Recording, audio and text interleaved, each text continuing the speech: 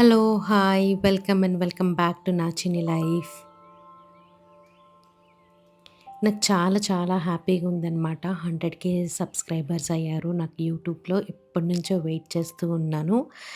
నేనెంత హ్యాపీగా ఉన్నానో నాకన్నా డబుల్, ట్రిపుల్ హ్యాపీనెస్ మన సబ్స్క్రైబర్సే ఉన్నారు. నాతో పాటు వాళ్ళు కూడా నాకెప్పుడు 100,000 అవుతారా అని చెప్పి వెయిట్ చేస్తూ ఉన్నారు. నిజంగా చాలా హ్యాపీగా అనిపించింది. 100,000 అవ్వగానే నాకసలు ఐ డోంట్ నో, నేను ఆఫీస్‌లో ఉన్నప్పుడు అయిందనమాట 100,000. సో, సరే ఈవినింగ్ వచ్చేసి కేక్ కట్ చేసిన షార్ట్ పెట్టాను. బట్ ఆ వీడియోకి ఎక్కువ వ్యూస్ రాలేదు. చాలామంది మిస్ అయ్యి ఉంటారనుకుంటాను. అందుకే ఇక్కడ కూడా ఒకసారి మీ లవ్ అండ్ సపోర్ట్ లేకపోతే నేను ఇంతవరకు వచ్చేదాన్ని కూడా కాదు. అండ్ నా ఛానల్‌లో చాలా వరకు నెగెటివ్ కామెంట్స్ చాలా తక్కువ. మోస్ట్‌లీ పాజిటివ్ కామెంట్సే ఉంటాయన్నమాట. అండ్ మీలో అందరికి 70% ఆఫ్ ద పీపుల్‌కి నా వాయిస్ అంటే ఇష్టం. అందుకే చూస్తాము. సూదింగ్ అనిపిస్తుంది. చాలా పీస్‌ఫుల్‌గా అనిపిస్తుంది అని చెప్పి, అది నాకు ఇంకా ఇంకా మోటివేట్ చేస్తదనమాట. అట్‌లీస్ట్ లాంగ్ వీడియోస్ పెట్టలేకపోయినా కూడా 2 డేస్‌కి ఒకసారైనా కంపల్సరీగా షార్ట్ పోస్ట్ చేసేదాన్ని. మీలో మంచి మంచి కమెంట్స్ పెట్టేవాళ్ళున్నారు. రెగ్యులర్‌గా కమెంట్స్ పెట్టేవాళ్ళు చాలామంది ఉన్నారనమాట. I'm so happy. I don't know how should I thank you guys. నిజంగా నా వాయిస్‌లోనే మీరు అర్థం చేసుకోవాలి నేనెంత హ్యాపీగా ఉన్నానో అని చెప్పి. Once again thank you so much. ఆహ్, యాహ్! ఇక్కడ వ్లాగ్‌లోకొచ్చేస్తే ఇది ఏదో ఒక వీకెండ్ రోజు నేను షూట్ చేశాననమాట. ఈరోజు నాకు గుర్తు రావట్లేదు. ఎందుకంటే మధ్యలో ఎడిటింగ్‌కి నాకు టైం లేక నేను చాలా వరకు చేయలేదు. సో, ఇప్పుడు మళ్ళీ మెల్లగా చేస్తూ వస్తున్నాననమాట. ఆ రోజు ఇడ్లీ ప్రిపేర్ చేస్తున్నాను. చాలా రోజులయిపోయింది ఇడ్లీ తిని. నేను లాస్ట్ వీడియోలో కూడా చెప్పినట్టున్నాను ఎప్పుడో ఇడ్లీ తిని చాలా రోజులయిపోయిందని చెప్పి. చక్కగా బ్యాటర్ అయితే బాగా ఫర్మెంట్ అయింది. ఆ టప్పర్‌వేర్ బాక్స్ గురించి కూడా చాలామంది అడుగుతున్నారు. నేను ఇడ్లీ బ్యాటర్ వేసింది. ఆ లింక్ ఉంటే ఇస్తాను. లింక్ లేకపోతే ఇవ్వలేను. నేను చెక్ చేయాలి. అండ్ నేనైతే ఫ్లిప్‌కార్ట్‌లో తీసుకున్నట్టున్నాను. చాలా రోజుల నుంచి యూజ్ చేస్తున్నాను. బానే ఉందనమాట. అండ్ ఇక్కడ పల్లీ చట్నీ కోసం పల్లీలు కూడా వేయిస్తూ ఉన్నాను. ఈరోజు ఈ వీడియోలో ఒక టాపిక్ గురించి మాట్లాడదాం అనుకుంటున్నాను. మీ ఒపీనియన్స్ కూడా అన్నీ కూడా నాకు కమెంట్ సెక్షన్‌లో చెప్పండి. So, let's have a discussion kind of ఒక్కొక్కళ్ళ ఒపీనియన్స్ ఏంటి అన్నట్టుది నాకు కూడా తెలుస్తుంది కదా! సో, టాపిక్ ఏంటంటే ఇది ఫినాన్షియల్ ఎడ్యుకేషన్ గురించి. అంటే మనం మన పిల్లలకి మనీ గురించి ఎప్పుడు నేర్పించాలి? ఈ మధ్య కొన్ని వీడియోస్ చూస్తున్నా గానీ, కొన్ని రీల్స్ చూస్తున్నా, టీవీ న్యూస్ చూస్తున్నా కూడా ఒక థాట్ నా మైండ్‌లో తిరుగుతూ ఉందనమాట. మనం మన పిల్లలకి చాలా విషయాలు నేర్పిస్తాం కదా! చదువుకోవాలని చెప్పి, ఎవరిని హర్ట్ చేయకూడదు, రెస్పెక్ట్ ఇవ్వాలి, గుడ్ మేనర్స్ నేర్చుకోవాలి అని చెప్పి. బట్ మనీ విషయానికి వచ్చినప్పుడు చాలా ఫ్యామిలీస్‌లో ఆ టాపిక్ అసలు డిస్కస్ చేయము. మన ఫైనాన్షియల్ స్టేటస్ ఎలాంటిది, ఏంటి అవేమి కూడా పిల్లలకి చెప్పము. పిల్లలు ఎప్పుడైనా ఏదైనా అడిగితే, "అది వద్దు, మనకు అవసరం లేదు, నెక్స్ట్ టైమ్ చూద్దాం" అని చెప్పి టాపిక్ క్లోజ్ చేసేస్తాం. పిల్లలకి మనీ గురించి అన్ని డీటెయిల్స్ తెలియకపోయినా పర్లేదు కానీ, మనీ ఎంత కష్టపడితే వస్తుంది, ఎక్కడ స్పెండ్ చేయాలి, ఎక్కడ స్పెండ్ చేయకూడదు అండ్ మనీ వాల్యూ అనేది తెలియాలి.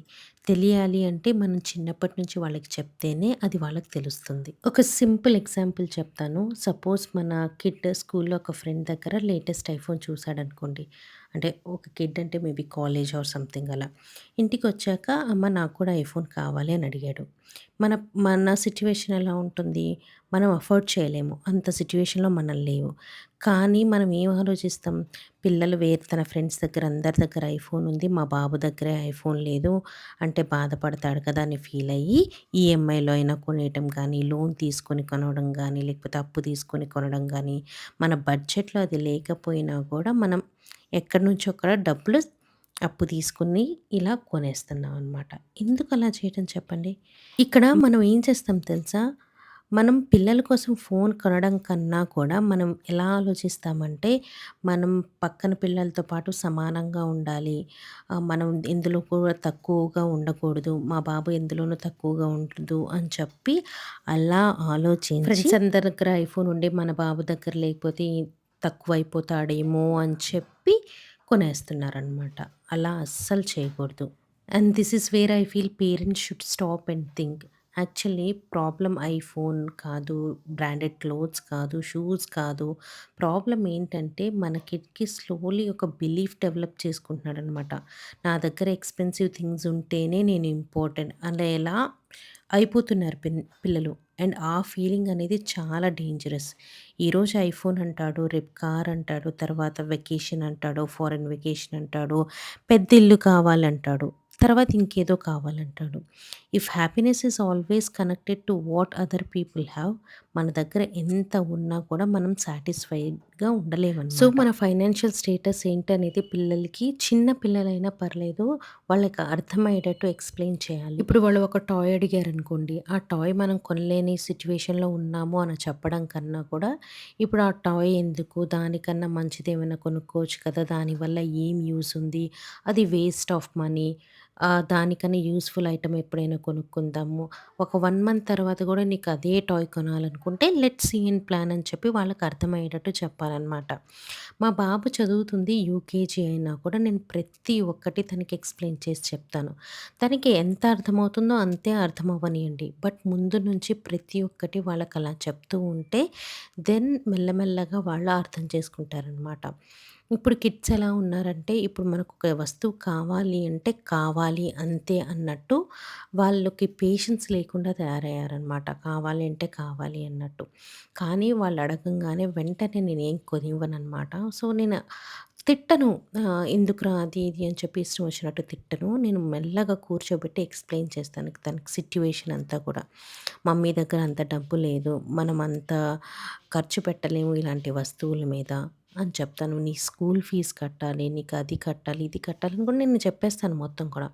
సో, హీల్ స్టార్ట్ రియలైజింగ్ అనమాట. తనప్పుడు మెల్లగా ఓకేలే మమ్మీ, వద్దులే మమ్మీ, నీ సాలరీ వచ్చిన తర్వాతే కొనివ్వు అని చెప్తాడు. He is UKG but he still understand what I am trying to say అనమాట. అందుకని చెప్పి పిల్లల దగ్గర ఇలాంటి మ్యాటర్స్ ఎందుకు అని చెప్పి మీరు అస్సలు అనుకోవద్దు.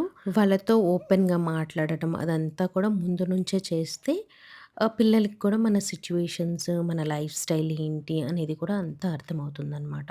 అండ్ ఇంకొకటి కంపారిజన్ అస్సల చేసుకోకూడదు అని కూడా చెప్పడం నేర్పించాలి మనం. మేము చిన్నప్పుడు ఎలా ఉండేదంటే మా పేరెంట్స్ ఫైనాన్షియల్ మ్యాటర్స్ గురించి ఏం మా ముందు మాట్లాడుకోరనమాట. ఒకవేళ వాళ్ళు అఫోర్డ్ చేయలేకపోయినా కూడా ఇది మేము అఫోర్డ్ చేయలేము అని చెప్పేవాళ్ళు కాదు. అలా చేయడం కన్నా కూడా చెప్పేయడం అనేది నాకు ఈ జనరేషన్‌కి కరెక్ట్ అనైతే నాకనిపిస్తుంది. మీరేమనుకుంటారు? మీ వ్యూస్ అన్నీ గూడా నాకు కామెంట్ సెక్షన్‌లో చెప్పండి. చెప్తూనే నా ఇడ్లీలయితే రెడీ అయిపోయింది. చక్కగా మా హస్బెండ్ అయితే వేడి ఇడ్లీలు కాబట్టి చక్కగా నెయ్యి వేసుకొని తింటూ ఉన్నారనమాట. ఇంక మేమిద్దరం మా బాబుకి కూడా పెట్టేసిన తర్వాత చక్కగా ఇడ్లీలయితే తింటూ ఉన్నాము. నాకు 100,000 అయ్యారని చెప్పి చాలా హ్యాపీగా ఉండింది. కాకపోతే ఒకే ఒక్క చిన్న బాధ, మా ఫాదర్ ఉంటే చాలా బాగుండేది కదా అని చెప్పి నాకు చాలా అనిపించింది. బికాస్ తను చాలా ప్రౌడ్‌గా ఫీల్ అయ్యేవాళ్ళు. నేను ఎప్పుడైతే సక్సెస్ అయ్యానో తను అప్పుడు లేరు కదా అని చెప్పి అదొక్క చిన్న బాధ అనమాట. ఇంకోటి మీ అందరికీ నేను ఎప్పుడు చెప్తూనే ఉంటాను. ఎప్పుడైనా ఉన్నప్పుడు వాళ్ళ వాల్యూ తెలీదనమాట. అందుకే అది మీ పేరెంట్స్ అయినా, మీ ఇన్‌లాస్ అయినా, మీ ఫ్రెండ్స్ అయినా వాళ్ళతో ఎక్కువ టైమ్ స్పెండ్ చేయడానికి చూడండి. మాక్సిమం వీకెండ్స్ కానీ ఫోన్ చేయండి మీ పేరెంట్స్‌కి ఎక్కువగా. మీ ఇన్‌లాస్‌తో కూడా గొడవలు పడకుండా మంచిగా ఉండండి. బికాస్ ఐ నో ఎలా ఉంటుందో తర్వాత అనేది. వాళ్ళు లేకపోతే అప్పుడు మీరే ఎంతో బాధపడతారో.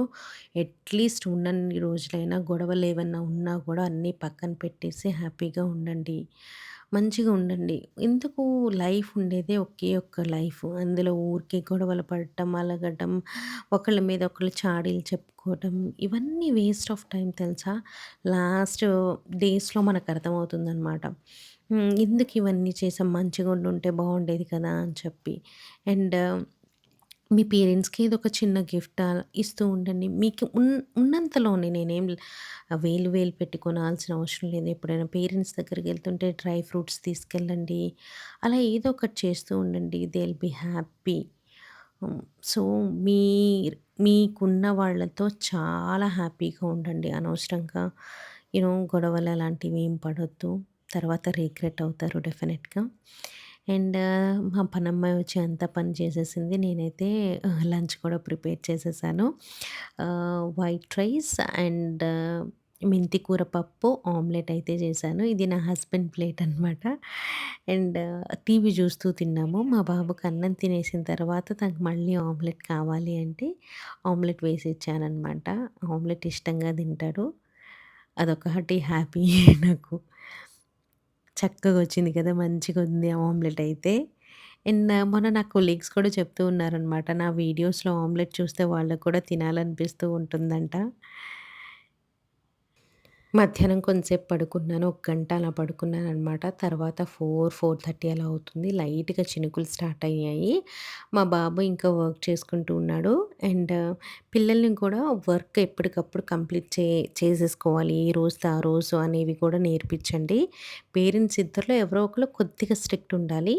నేనైతే స్ట్రిక్ట్ ఉండను. నా పరంగా అయితే నేనేం చెప్తానంటే, నేను స్ట్రిక్ట్‌గా ఉండాల్సిన అవసరం లేదు. But everything we should explain them. అంటే వాళ్ళకి అన్నీ గూడా నేను ఎక్స్‌ప్లెయిన్ చేసి చెప్తాను. తిట్టి చెప్పననమాట. నేనలా. కాకపోతే నా హస్బెండ్ కొంచెం స్ట్రిక్ట్‌గా ఉంటారు వర్క్ దగ్గర. ఓకేలే అని చెప్పి నేను గూడా అనుకుంటాను. ఇద్దరిలో ఎవరో ఒకళ్ళు కొంచెం స్ట్రిక్ట్‌గా ఉంటే సరిపోతుంది కదా! అని చెప్పి. లేకపోతే మాట వినరు అంటారు. నేను దానికన్నా గూడా ప్రేమగా చెప్తేనే ఎక్కువగా వింటారని చెప్పి నేననుకుంటాను. I don't know which is correct. ఇక్కడైతే ఏం చేస్తున్నానబ్బా! స్వీట్ కార్న్ వడలు చేస్తున్నాను. కొద్దిగా మిక్సీలో అయితే ఒక 4 పచ్చిమిర్చి కట్ చేసి వేశాను. కొంచెం జీలకర్ర వేసేసి, అల్లం గూడా వేస్తాననమాట. అల్లం ఎక్కువ వేసుకుంటే బావుంటాయనమాట. పిల్లలు ఇష్టంగా తింటారు. మా బాబు తినడనుకోండి ఆఫ్‌కోర్స్. జనరల్‌గా పిల్లలు ఇష్టపడతారు. మా ఇంట్లో కూడా ఇష్టం అనమాట. ఎలాగో స్వీట్ కార్న్ ఉంది కదా! అని చెప్పి చేస్తున్నాను. మీ పిల్లలెవరైనా తినేవాళ్ళుంటే ఇలా చేసి పెట్టండి. సింపుల్‌గా చేసేయొచ్చు. చాలా టేస్టీగా ఉంటుంది. అండ్ ఫైబర్ రిచ్ ఫుడ్ కాబట్టి మంచిదే అనమాట. ఈవినింగ్ టైమ్ ఇలా స్నాక్ గానీ, లేకపోతే టిఫిన్ బాక్సెస్‌లో కానీ ఇలా పెట్టి పంపించొచ్చు. నేనేం చేశానంటే పచ్చిమిర్చి, అల్లము, జీలకర్ర వేసేసి చక్కగా మిక్సీ పట్టుకుంటున్నాను. మిక్సీ పట్టుకున్న తర్వాత స్వీట్ కార్న్ ఉంటుంది గదా! ఆ స్వీట్ కార్న్ అంతా కూడా ఇందులో వేసేస్తాను.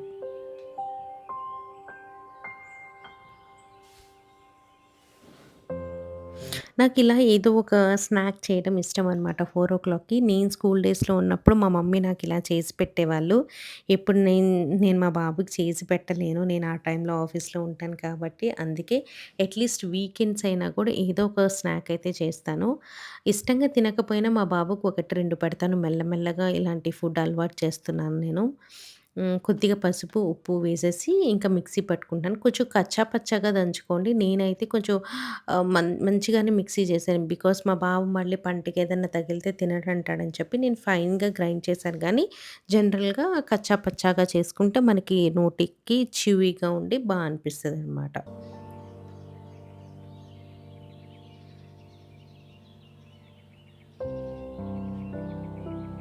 ఇప్పుడు నెక్స్ట్ కొన్ని స్వీట్ కార్న్ ఉంచాను కదా! ఆ స్వీట్ కార్న్ అయితే కొంచెం జస్ట్ ఒక పల్స్ చేస్తాననమాట అంతే.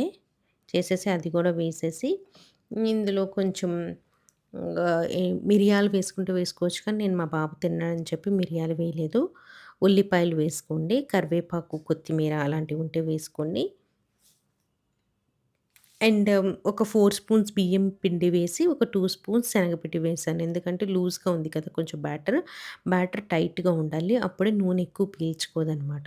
ఇంకొద్దిగా కారం వేసేసి చక్కగా కలుపుతున్నాను. గారెల పిండిలాగా కలిపేసి చిట్టి చిట్టి గారెల్లాగా వేసుకొని తింటే బావుంటుంది. సడెన్‌గా ఇంటికెవరైనా వచ్చినా కూడా ఇది ఈజీగా చేసేసుకోవచ్చు. కాకపోతే స్వీట్ కార్న్ మనకి రెడీగా ఒలిచి ఉంటే ఈజీగా చేసేసుకోవచ్చనమాట. ఇప్పుడు ఉల్లిపాయలు వేసేసి, కరివేపాకు కూడా చక్కగా చిన్న చిన్నగా కట్ చేసుకొని వేసుకోండి. ఇలా పిండయితే ఇలా రెడీ అయింది. నేనైతే చిన్న పాన్ పెట్టుకొని ఆయిల్ వేసుకున్నాను. ఎక్కువైతే మళ్ళీ ఆయిల్ వేస్ట్ అయిపోద్ది కదా! పెద్ద పాన్‌లో ఎక్కువ ఆయిల్ ఎయాల్సొస్తదని చిన్న పాన్ ఉంటే నా దగ్గర ప్రెస్టీజ్‌ది అది వేసుకొని చక్కగా గోల్డెన్ బ్రౌన్ వచ్చే వరకు ఫ్రై చేసుకుంటున్నాను. అలా నోట్లో వేసుకోగానే మెత్తగా అంటే బయట క్రిస్పీగా లోపల సాఫ్ట్‌గా చాలా బావుంది. మధ్య మధ్యలో ఉల్లిపాయలు తగులుతూ చాలా బావుందనమాట. మా ఫ్రెండ్ మొక్కజొన్న గారెలు స్వీట్ కార్న్ కాకుండా మొక్కజొన్నలు మామూలు మొక్కలు ఇది ఉంటాయి కదా! కార్న్ దాంతో గారెలు చేసి తీసుకొచ్చారు. నాకెంత నచ్చాయంటే అంత నచ్చాయి. ఈరోజు కూడా నా హస్బెండ్‌కి అవి తీసుకురమ్మంటే అవి లేవని చెప్పి స్వీట్ కార్న్ అయితే తీసుకొచ్చేసారు. సర్లే స్వీట్ కార్న్‌తో కూడా చేసేద్దాం కదా అని చెప్పి ఇక్కడ మొదలుపెట్టేసాను. కొన్ని మా అత్తగారికి కూడా ఇద్దాం. ఈవినింగ్ ప్రతిసారి వీకెండ్ అయినప్పుడు మా అత్తగారు వాళ్ళ ఇంటికెళ్ళి కొంతసేపు అక్కడ టైమ్ స్పెండ్ చేస్తాను.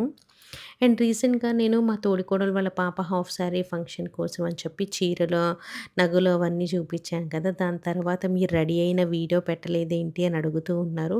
యాక్చువల్‌గా ఆ రోజు నాకు అస్సలు ఒక్క ఫోటో కూడా దిగలేదనమాట. వేరే ఏదో పనుల్లో నేను బిజీ అయిపోయాను.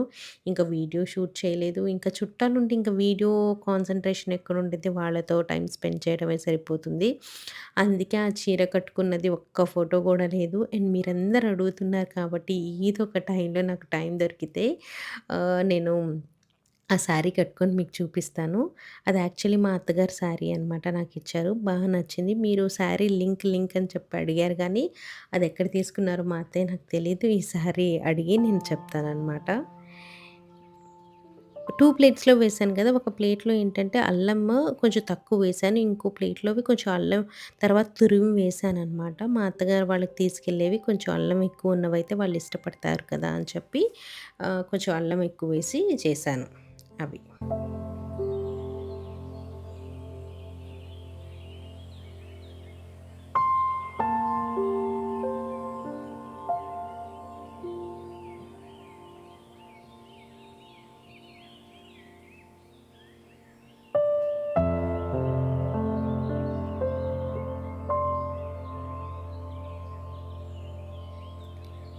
చేస్తూనే ఇక్కడైతే నేను టేస్ట్ చూస్తూ ఉన్నాననమాట. నాకైతే చాలా నచ్చాయి. కొంచెం పల్చగా చేస్తే బావున్నాయనమాట. లావుగా చేస్తే లోపల కొంచెం పచ్చిదనంగా అనిపిచ్చింది. కొంచెం పల్చగా చేస్తే చాలా టేస్టీగా అనిపిచ్చింది. బయట కరకరలాడుతూ చాలా బావున్నాయనమాట. రెయినీ సీజన్‌లో ఇలాంటి స్నాక్స్ ఉంటే బావుంటుంది గదా! ఇంట్లో. ఇంకా స్నాక్స్ చేసేసిన తర్వాత మొత్తం స్టవ్ అదంతా క్లీన్ చేసేసి మా అత్తగారికి కూడా కొన్ని ప్యాక్ చేసుకొని ఇంకా అక్కడికి వెళ్ళి నైట్ అంతా మాక్సిమం 8 వరకు అక్కడే మా అత్తయ్య వాళ్ళతో మాట్లాడుతూ ఉన్నాం అనమాట. అలా అక్కడ టైమ్ స్పెండ్ చేసాం. ప్రతి వీకెండ్ మేము ఈవినింగ్ 6:30, 7 కానీ అలా వెళ్ళి ఒక గంట, 2 గంటలు అక్కడ కూర్చొని మా అత్తయ్యతో మాట్లాడుకొని వస్తామనమాట. That's it for the video. ఈ వీడియో ఇక్కడితో ఎండ్ చేసేస్తున్నాను. మళ్ళీ మీ అందరికి చాలా థాంక్స్. మీ లవ్ అండ్ మీ సపోర్ట్ ఉండటం వల్లే నేను ఇంతవరకు వచ్చాను. ఇంకా మంచిగా మన ఛానల్ గ్రో అవ్వాలని చెప్పి కోరుకుందాము.